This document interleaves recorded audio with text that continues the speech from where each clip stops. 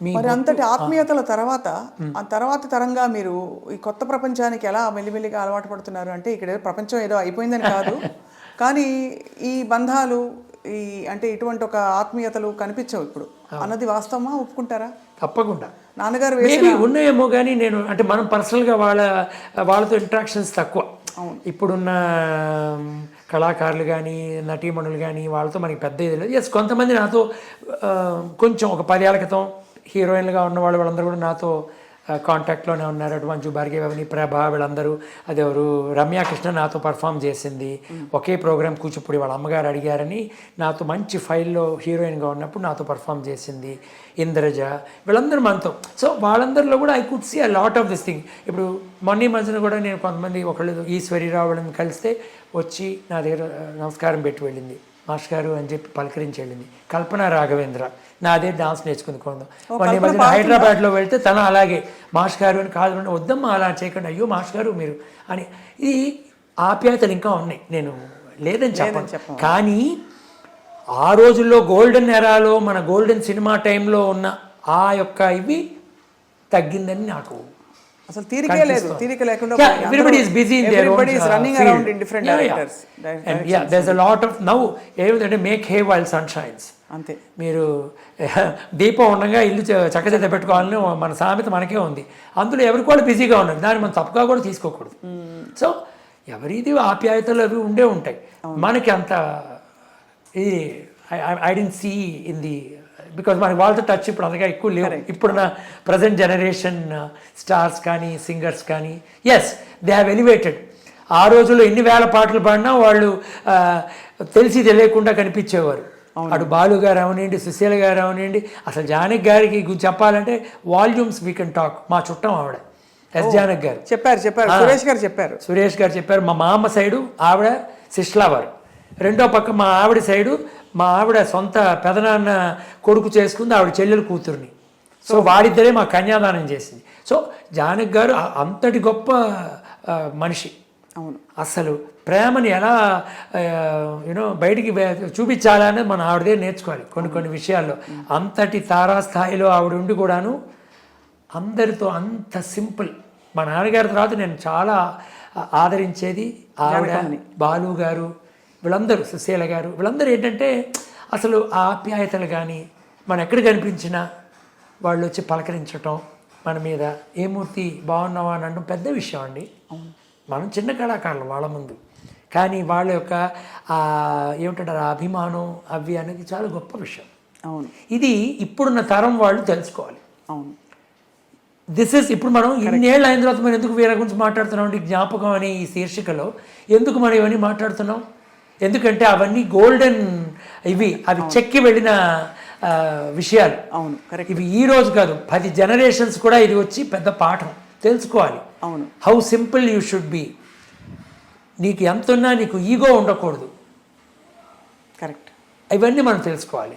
అటువంటి ఇది చాలా ముఖ్యం. ఇప్పుడు నాన్నగారు చాలామంది పాటలు విని భలే పాడారని అన్నారు కదా, ఆయనకి నచ్చిన గాయకులు ఎవరైనా ఉన్నారా? చాలా. మొట్టమొదట ఆయన బాగా నచ్చిన గాయకుడు బాలు గారు. అవునా?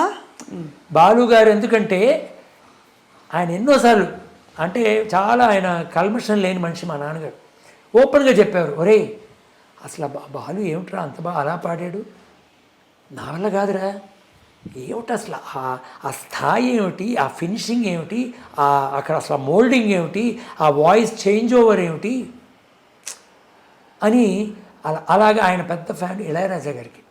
కానీ ఇళయరాజా గారిదే ఆయన పాడతారేమో అనుకున్నాం, ఆ ఛాన్స్ నాన్నగారికి దొరకల. కానీ ఇళయరాజా గారి మ్యూజిక్, ఎంఎస్ విశ్వనాథన్ గారు వాళ్ళందరివి ఈయనంతా ఆస్వాదించేవారు. అలాగే ప్రతి ఒక్కళ్ళు ఎవరో కొంతమంది కొత్త వాళ్ళు వచ్చి కూడా మా ఇంట్లో ఏదో ఆడిషన్ కోసం అని, ఏమండి మా అమ్మాయి పాడుతుంది సినిమాల్లో, ఇప్పుడు ఒక సినిమా పాడుతుంది, మీ దగ్గర పాడించాలని వచ్చామని ఏదో పాడించడానికి వస్తే అలా ఎంకరేజ్ చేసి పంపించేవారు. అమ్మా నువ్వు సుశీల్లా తయారవుతావు, అబ్బా పైకి వస్తావు నువ్వు.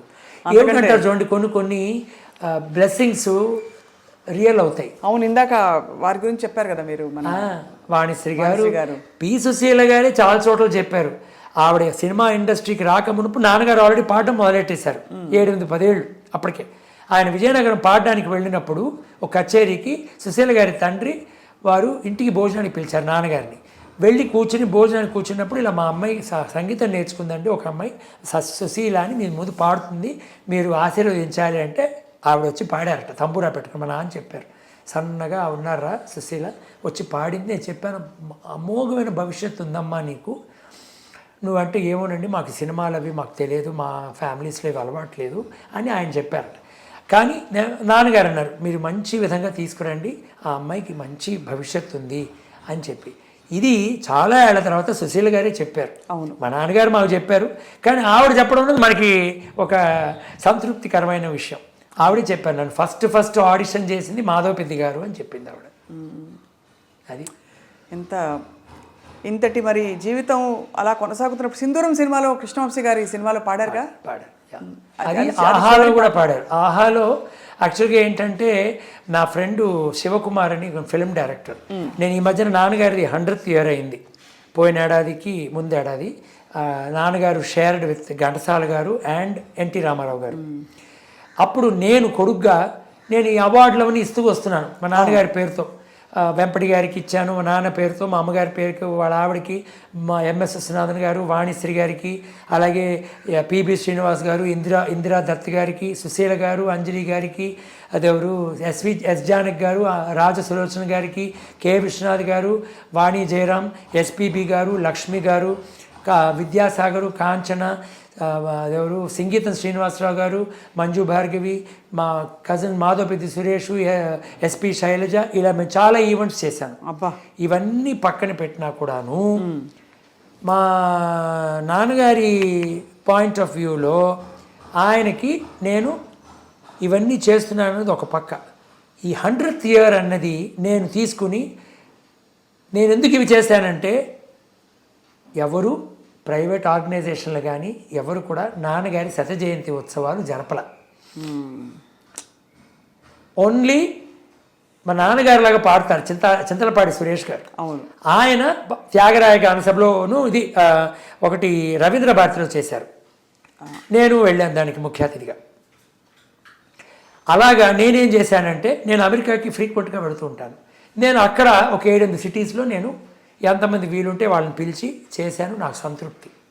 కానీ నాకు ఇంకా చెన్నై, హైదరాబాద్ లాంటి మహానగరంలో ఆయన యొక్క శత జయంతి ఉత్సవం చేయాలని ఇంకా ఉంది.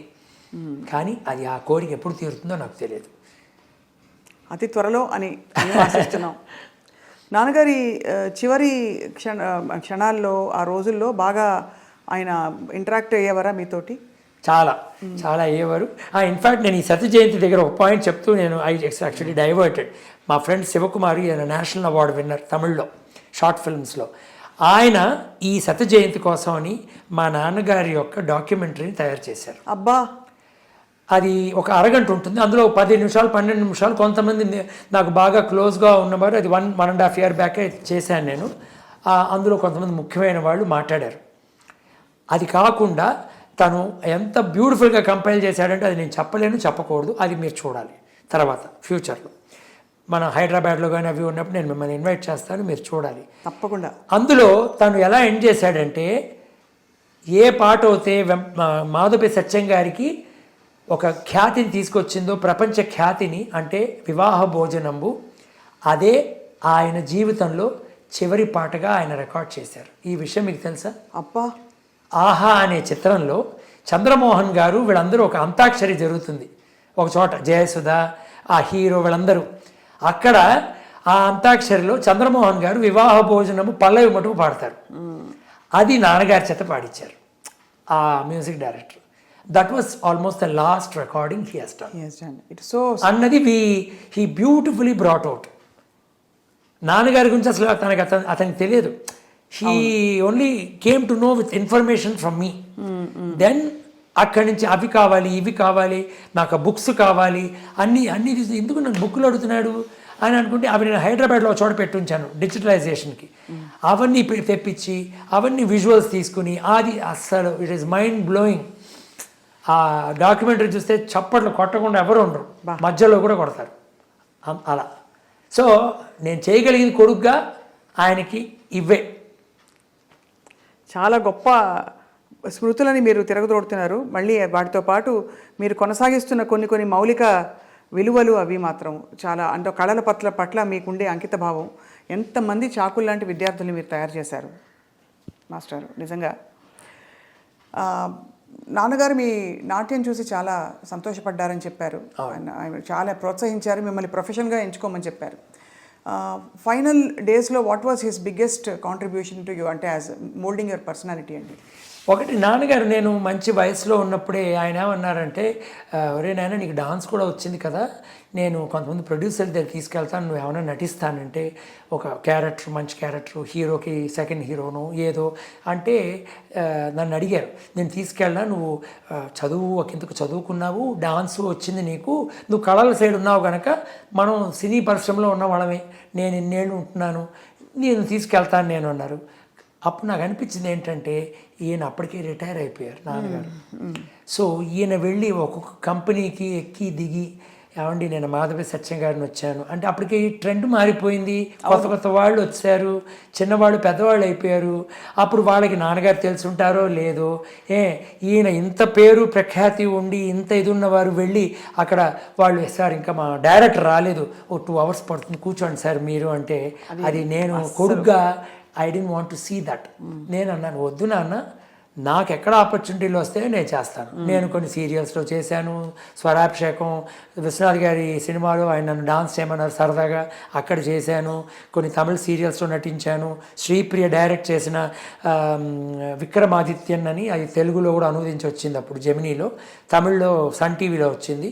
వాటిలో 60 ఎపిసోడ్లు చేశాను శివుడుగా.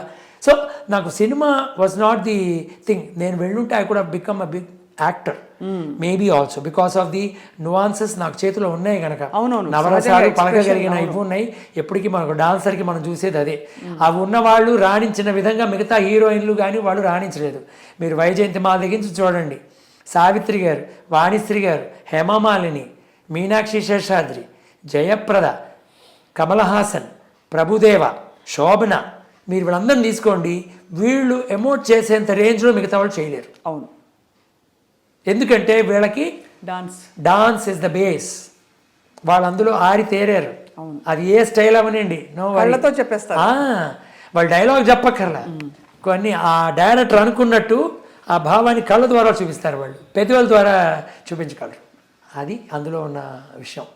సో అందుకని ఆర్ట్ని we took as our profession and నాన్నగారి ఆశీర్వచనాలు. సో ఆయన చివరి ఈ రోజుల్లో ఏం చేసేవారంటే, he was by himself enjoying. అప్పటికి 1.5 ఏళ్ల క్రితం ఆయన పోయే ముందు మా అమ్మగారు పోయారు సడన్గా. నేను అమెరికా నుంచి దిగిన గంటలో ఆవిడ పోయారు. దాంతో ఆయన యొక్క life became little soft. But ఒక 4-5 నెలలకి నాకు కూతురు పుట్టింది, ప్రతిభ దాని పేరు. మా అమ్మగారి పేరు వచ్చేట్టు పెట్టా, నాగ ప్రతిభ దాని పేరు. తను ఇప్పుడు yoga instructor from Isha Foundation. She also dances with me Kuchipudi. And yes, she wanted to choose this instead of ఒక మెయిన్ ఇంజనీర్ గాను, లేకపోతే యూనో సిఏ సైడు, లేకపోతే అప్పుడు నేను వెళ్ళను, నేను ఎందుకు వెళ్తానంటే నేను ఎంకరేజ్ చేశాను. అది చిన్న పిల్లగా ఉండడంతో ఒక 1 ఏడాది పాటు దాన్ని చూస్తూ ఆయన చక్కగా కాలం గడిపేవారు. నేనేమన్నా విషయాలు చెప్తే ఆయన వినేవారు. ఆయన ఒక 28 రోజులు హాస్పిటల్లో ఉన్నప్పుడు నేను చాలా బిజీగా అప్పుడు తిరుగుతున్నాను హేమమాలిని గారితో ప్రోగ్రాంలు. కె రాఘవేంద్రరావు గారు పిలిచి, మూర్తి గారు మీరు మంజునాథ సినిమాకి మాకు ఒక సాంగ్కి కొరియోగ్రాఫ్ చేయాలి, చిరంజీవి గారు, మీనా గారు వాళ్ళిద్దరూ శివుడు పార్వతి చేస్తున్నారు, తాండవం మీరే చేయాలి అంటే వాటికి డిస్కషన్స్ అని వెళ్ళడం, ఇవన్నీ జరగడం. అలాగే పునీత్ ఎస్ఆర్ డైరెక్షన్లో హేమమాలిని గారు పెద్ద సీరియల్ ఆవిడ జయమాతాకి అని చేస్తోంది స్టార్ ప్లస్కి. అప్పుడు నన్ను ఆ శివుడుగా చేసే అతను డాన్స్ చేయలేడంటే ఆవిడ, అదేమిటండి మీరు శివుడిని సెలెక్ట్ చేసిన అతను డాన్స్ చేయలేకపోతే, నేను I want to perform because I'm a dancer and I want Shiva to dance అంటే అప్పుడు ఆవిడ నన్ను ప్రాక్సీగా పెట్టి ఆ షూట్ వేరే పెట్టుకున్నాం. ఇవన్నీ మా నాన్నగారు హాస్పిటల్లో ఉండగా చేసాం. ఆ టైంలో నాన్నగారు మెల్లిగా డిటీరియరేట్ అయ్యి కరెక్ట్గా డిసెంబర్ 18 పోయారు. 19 ఆయన దహన కార్యక్రమం చేసి 20 పొద్దున ఫ్లైట్లో నేను బెంగళూరు వెళ్ళి చిరంజీవి గారి షూటింగ్కి దిగాను నేను. అది ఆ విషయం నేను చేయబోతున్నాను అనేది వారం ముందు మా నాన్నకి చెవిలో చెప్పా. ఆయన సంతోషంగా 2 చేతులతో ఇలా ఆశీర్వదించారు, కళ్ళల్లో నీళ్ళు వచ్చాయి ఆయనకి. చాలా సంతోషం. అంటే మరి రాఘవేంద్రరావు గారు చాలా పెద్ద లెవెల్, చిరంజీవి గారు పెద్ద పేరున్న మెగాస్టార్, ఇవన్నీ ఆయన విని చాలా సంతోషించారు.